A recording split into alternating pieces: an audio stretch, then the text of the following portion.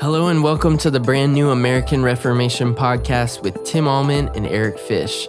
We long to see the wider American Christian church fall more in love with Jesus by learning from the practices of the early church and other eras of discipleship multiplication. We want to hear from you. Make sure you comment and leave a review wherever you're watching or listening to tell us what God is doing in your life or how you feel about today's conversation. Lord, have your way in us. Let's dive in.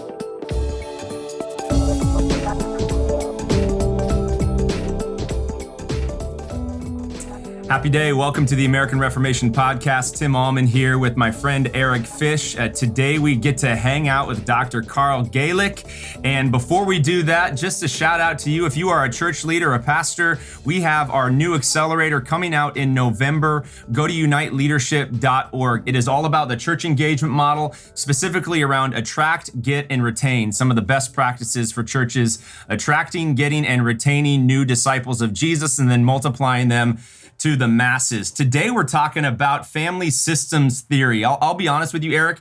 I've been a pastor now for 15 years. Apart from a pretty strong emphasis on family systems theory, my role, my less anxious presence in the midst of the swirling forces of anxiety that are around me, apart from an understanding of that, I don't know if, especially through COVID, I would have made it up to this point. Karl, I don't know if you know, but Pete Steinke was my first professor at my doctorate of ministry program at Denver Seminary. And the foundation, about 3 years into ministry, that he provided for me was unbelievable. And we're going to be digging into Dr. Galik's book, The Love Paradox. So strap in, let's go. Eric, what is your understanding of family systems theory as it relates to a life as a leader within the home and within a church? Yeah, well, I'm far from an expert, and I'm looking forward to learning from Dr. Galik today. But, in my own experience, discipling both individuals, families, and communities, the last few years, I've been through just a significant paradigm shift in understanding that in America and the West, we tend to take an individualistic approach to evangelism and disciple making and tend to silo people into analyzing their sin issues and trying to change external behavior without realizing that God created us for emotional attachments, and we're most influenced by the emotional attachments we have within our ecosystems of close relationships, which almost without exception is our family of origin, the relational ecosystem in which we grew up. And it's fascinating to me to think about the church as a new ecosystem to rewire our brains, rewire our values in the context of interdependent, loving attachments. So I'm fascinated to hear what Dr. Galik has to say as we seek God for reformation and the health and well-being of the church in America in the 21st century and beyond. Yeah, Karl, you helped my dad about a decade ago finish very, very well. He just retired, Dave Allman, and is moving into a new season of life. And you've been a pastor, a consultant, a leadership guy.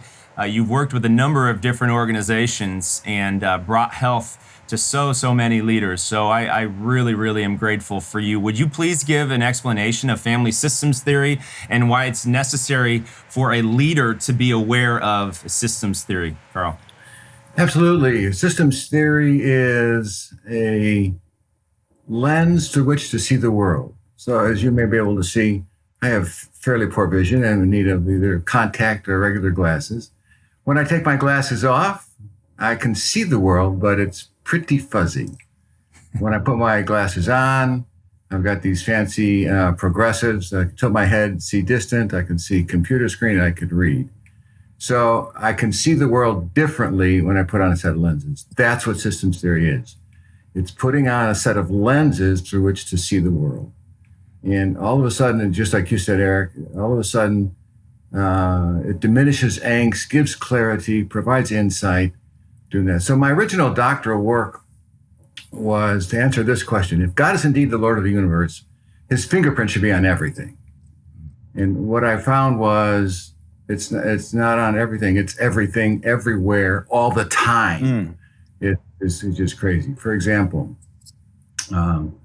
Take a look. So the Pharisees are getting all fed up. The Herodians are getting all fed up. The Sadducees are all getting all fed up.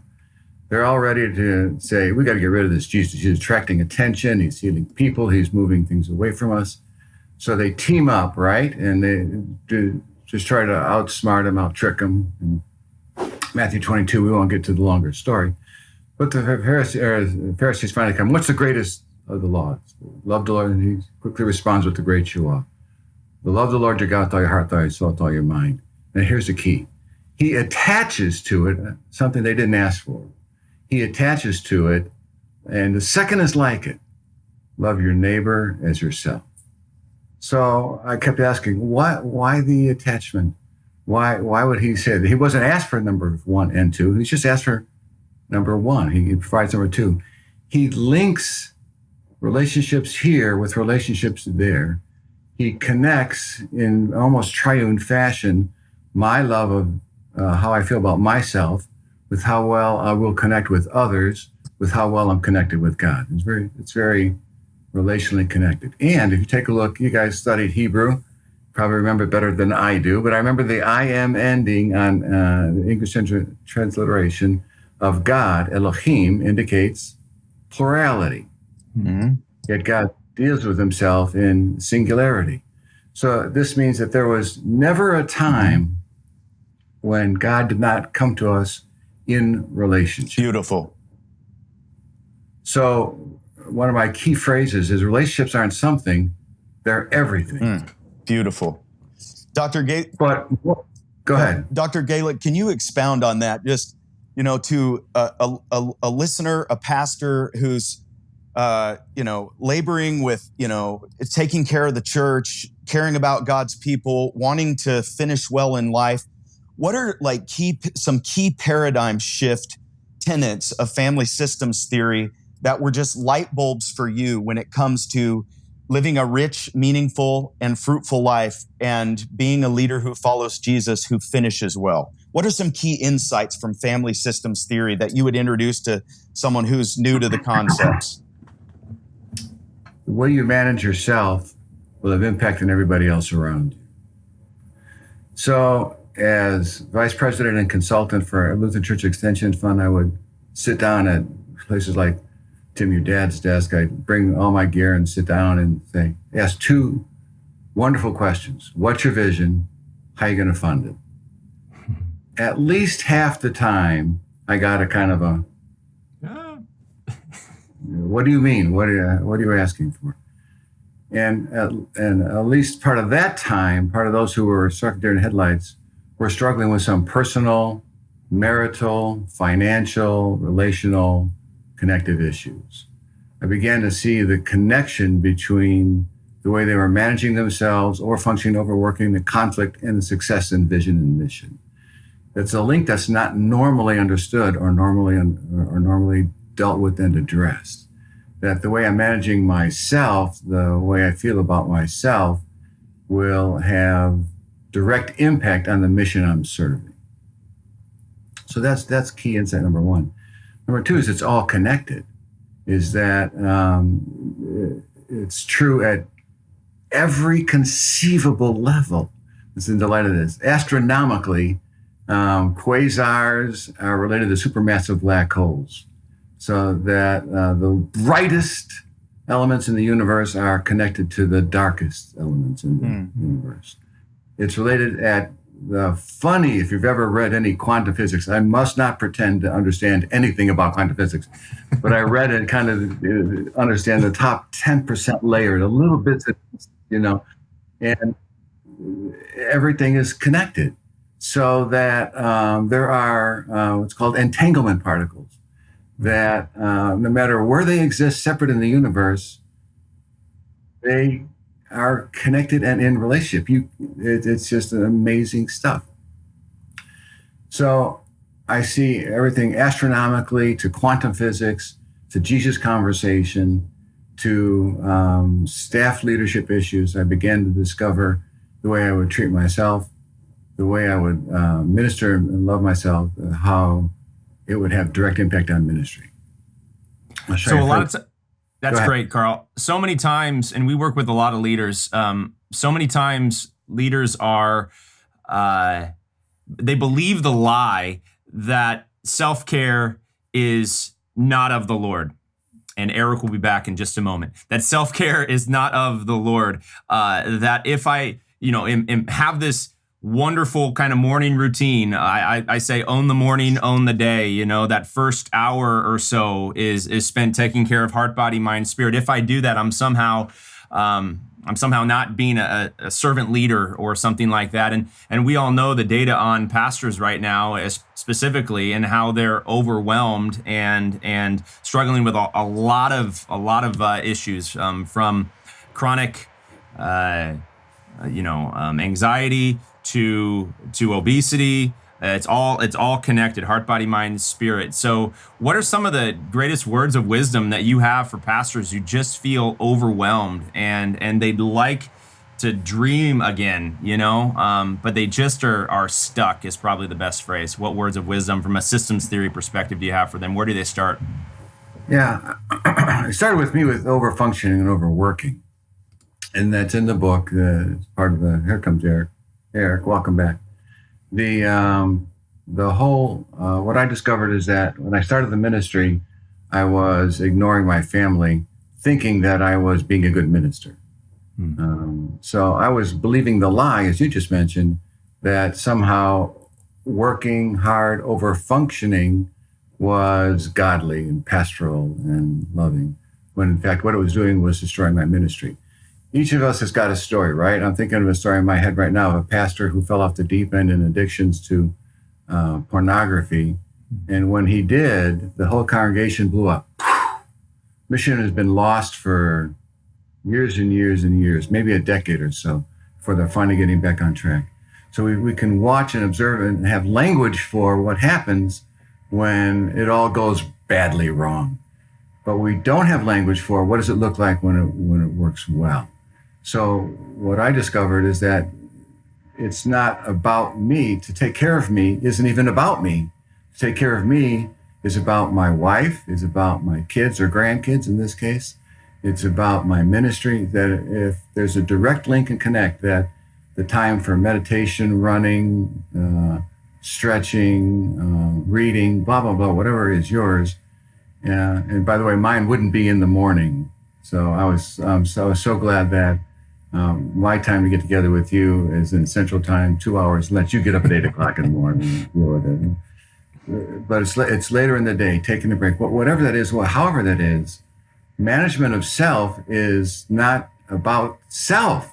The paradox is management of self is about others. Love the Lord your God and love your neighbor as yourself is key connected. So because it's all connected, from quantums to astronomical to relational connections, God has set this up and placed his fingerprint of love and grace on everyone and everybody. So as I manage that, it'll make the difference.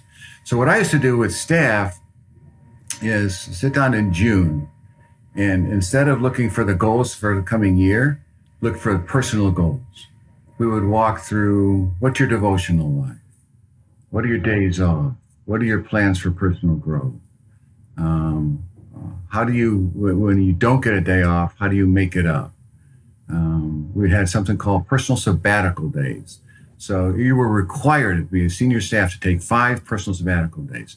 You had to tell the rest of the senior team what renews you. How are you pursuing it? When are you practicing it? If you're not practicing it, who's holding you accountable? We would have frequently opportunity for people to, and sometimes it was crazy, right? Some guy said, 18 holes of walk in a golf course is very renewing. All right, do it, man. Yeah. Another staff member wanted a silent retreat. Okay, good. It's fine. My point is that we set up hour-long conversation minimum before we you brought that back to me as senior pastor. Then after we discussed that and when your vacations were and how everything went, what your goals are, your worship goals, your ministry goals, your timely goals. So that's how I began to sort of bring that together to the institution, was that this phenomena of systems theory is saying that the more that we can deal first in priority with loving self behavior, the better it is. And what people hear is generally falling in love with myself. I had a group that refused, it was a circuit that refused my coming up there and speaking to them because they felt it was selfishness and they didn't want to participate in selfishness. Wow. And I study selfishness in the Bible. Philautos is the Greek word in 1 Timothy 3. And it's in lover of selves, and it's got a laundry list of things which are. I would add, that's the point, is that if you're not managing yourself intentionally and design, you fall into those traps and the quick fix that they offer and provide. Beautiful. Dr. Galik, follow-up question. Actually, you answered several of my questions I had planned to ask you, but are you familiar with Dr. Robert J. Clinton, The Making of a Leader, Leaders Who Finish Well, his seminal work on, leadership in scriptures, leaders through history? Are you familiar with some of his work? I am not. Okay. Well, he has a saying that ministry flows out of being, and that we're human beings, not human doings. And so much of what you said just aligned, synergistically with the volumes of his work. But he spent decades studying the characteristics of leaders who finish well.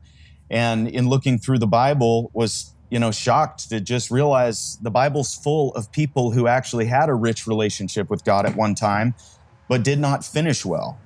In your experience, what are some of the key traits of pastors you've walked with over decades and perhaps into, them passing into eternity? What are some of the key characteristics you see for leaders who finish well, and perhaps tell a story of someone who realized they were headed for burnout, or maybe they were in a season of realizing, wow, I'm not doing that well personally in managing myself, but made a transition to love themselves and manage themselves and moved on into finishing well? Right. Well, I'd hold myself up, as I alluded to, as I stated in the book, as Tim has read, the overfunctioning and overworking is confusing ministry with overfunctioning. Probably the primary goal. I did that to the point where I was late and I had forgotten my son's birthday party at age 4 or something. And I couldn't figure out why all these balloons were in the house hanging in midair. And it was a double jeopardy because my son Charlie was born on my wife's birthday. So I had forgotten 2 birthdays at once. She opened the door and she saw my look of surprise. And when she looked me in the eye, as only a wife can do, and said, "You need help." Oh, wow. Wow. So that was the beginning of my relationship with Pete Steinke, who I saw first as a therapist and a counselor because of the look that Mary Louise gave me that I needed help. So he asked me a similar question. He said, Pete's first assignment to me was, there's a regional conference coming up. I was living in Texas at the time. And he said, these 5 guys are retiring. Go ask them what they would do different. And then report back to me the common denominator, summarize it for me. So I did. And these guys were like, wow, they were fast and willing to talk to me about what they'd done. The summary of those 5 conversations that took hours, I had no anticipation doing that, is I would serve God rather than the institution.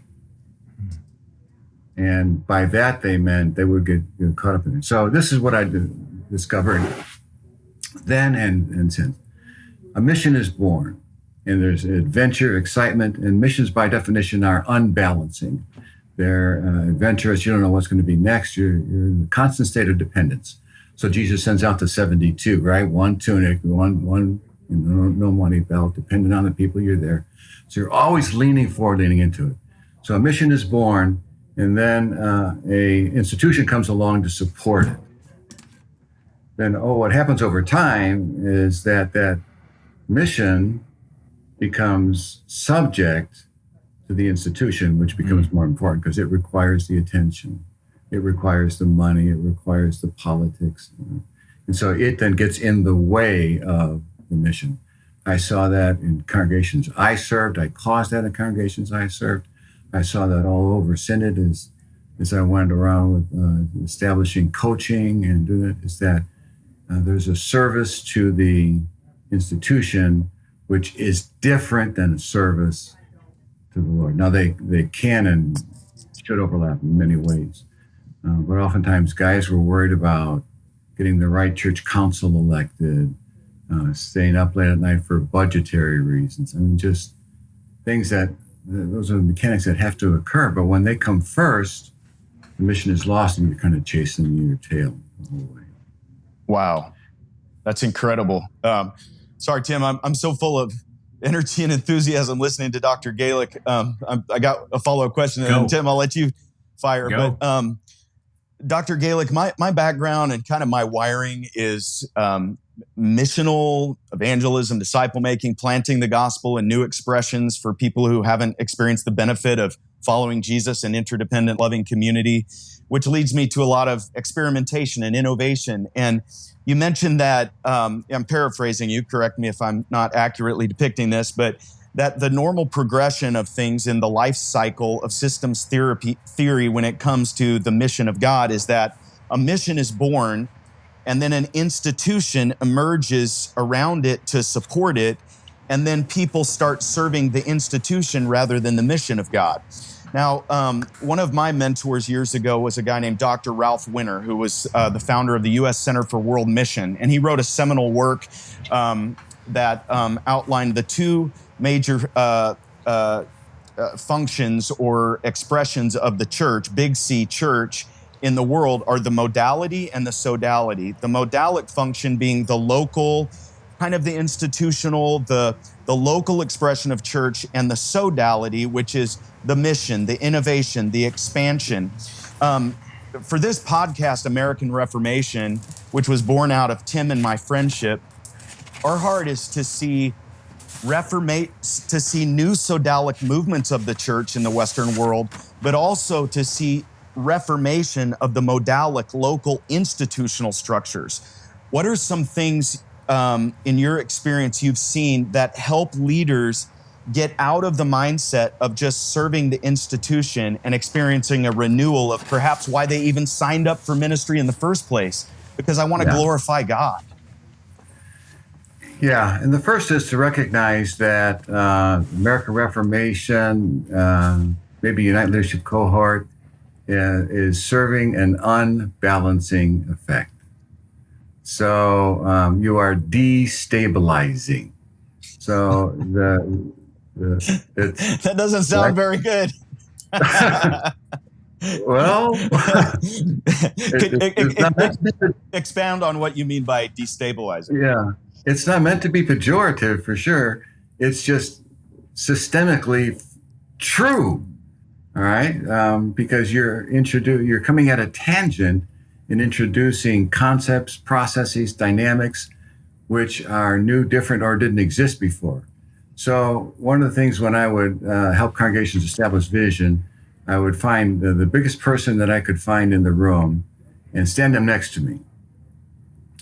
And I would bump them accidentally. And when I would bump them accidentally, it was usually find some guy who's weightlifting, somebody who's really strong, and they would resist me and doing that, and I would say, "This is what we're up against." That was point number one. And I said, with this person standing beside me, "This is what we're against. Is that to bump the system, you get automatic resistance." Doing that. So now you have an issue here as we go forward with the new vision of this congregation. Are we going to try to bump this thing to a new place, or is there another way to do that? And of course, it's the old horse to water. I said, well, watch this. I took a step back and I extended a hand or an open arms. And I said, and watch them move toward me or lean in toward me. And I said, did you notice the difference? The invitation, the relationship, opportunity produced more than the bump. Wow. So I guess my thoughts are in organizations like yourself and supporting pastors that have that kind of dream vision, Because the recognition is that there's a temptation to try to bump your way in. And what I have found, at least at the congregational level and systemically true, is you get more through your invitation. Jesus doesn't force you into his kingdom. He supplies compelling invitation. Come to me, all you who are burdened and heavy laden, and I will give you rest. There's this calling. So the initial dynamic that I would encourage and that I see is come discover a new way that's an old way. You're not trying to push somebody into doing something they don't want, trying to invite them. Yeah.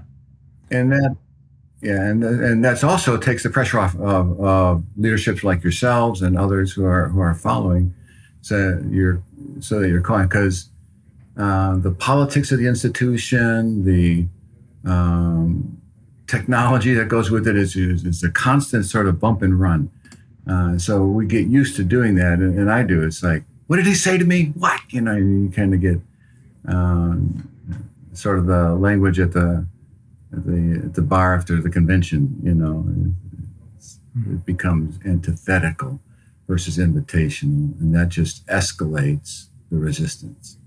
No, I received that big time, Karl. And for those who listen to us and know that I'm a pastor in the Lutheran Church Missouri Synod, and we are exploring new ways to discover, develop, and deploy leaders for the local church, keeping those arms wide open to those that are in leadership positions, from seminary presidents, two of whom I'm meeting with when this airs. I'll probably just have met with both of them. And I pray that my posture and the Holy Spirit, the Comforter, just provides words like, we're not here to kill, destroy, compete, or even compare with what you're about. And we care about our church body, specifically our history, which includes a history of innovation and wonderful people being served with word and sacrament across the globe. We've had a remarkable history. And then I'm a big fan of and rather than but, right? And we are simply trying to cast vision to reach as many people as possible with the gospel, and we're just trying some experiments. So would you like to, while we take care of, preserve, and cherish our wonderful institutions, could you at the very same time go on the adventure of running some tests and just seeing what the Lord wants to do? That truly is our posture right now, and we'll see what the Holy Spirit, what doors the Holy Spirit wants to open up. I've been.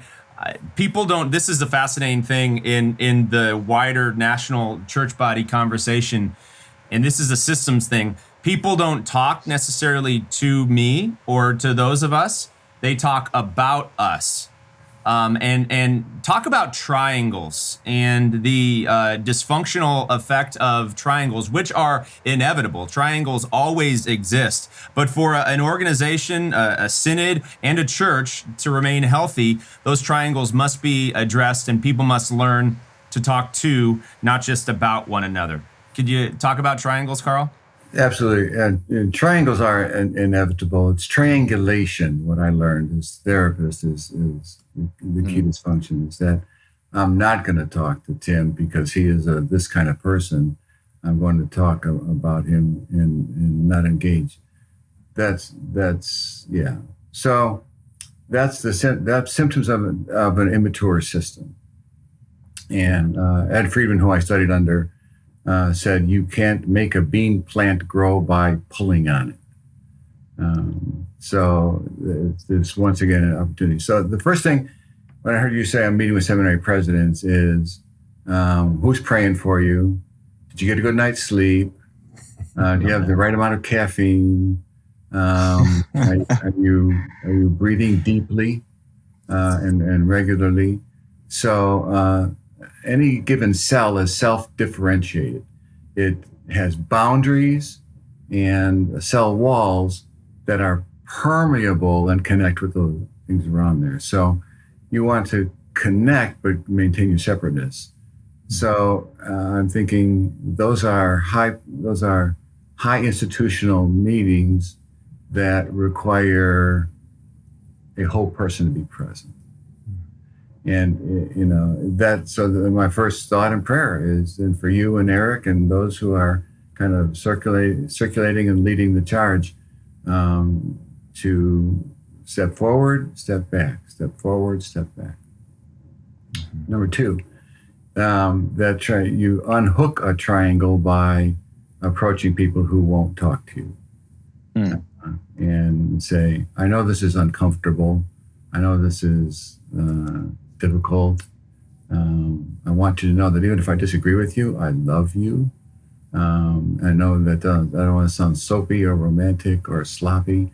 I love you because Christ loved you, because I don't have a choice. That's right. And so in the midst of that, we look for kind and invitational ways to join the conversation, which we otherwise would lose. But anticipating that there are the level of change that you might have to engage might have to be increased. You take a look at the First Reformation, right? It cost Luther dearly to engage the First Reformation and the other reformers of the era.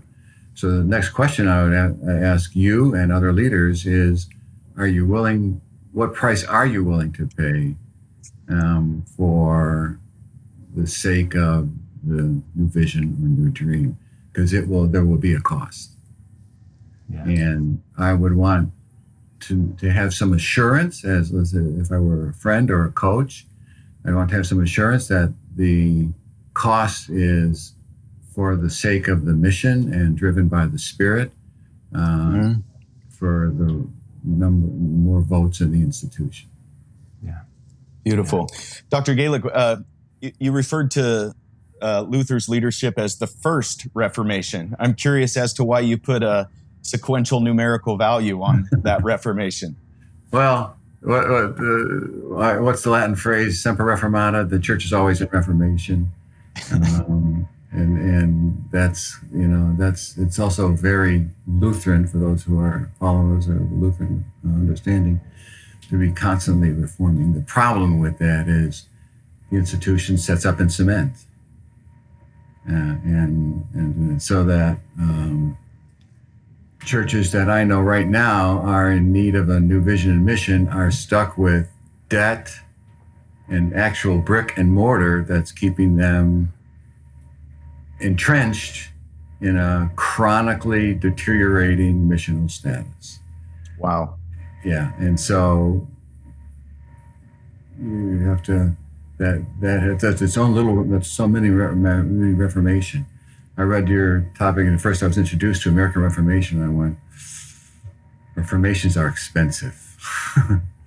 And the cost of new thinking can be high. So let love predominate and care for self be a priority.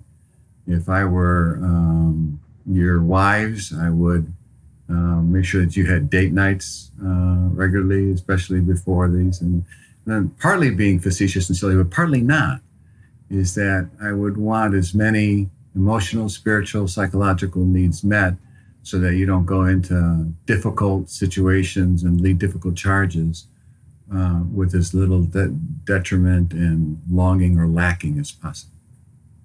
It's so good. No, I appreciate it. I feel like, Eric, I've been in counseling right now, and I've received wonderful words of wisdom from you, Karl. This is exactly what my soul needs at this moment. As we're coming down the home stretch, there's so much negativity in the world, and it's really easy for leaders to go dark. What gives you hope about the future of the church, Karl? Yeah, the words of Jesus, we already won, Yeah, that's right.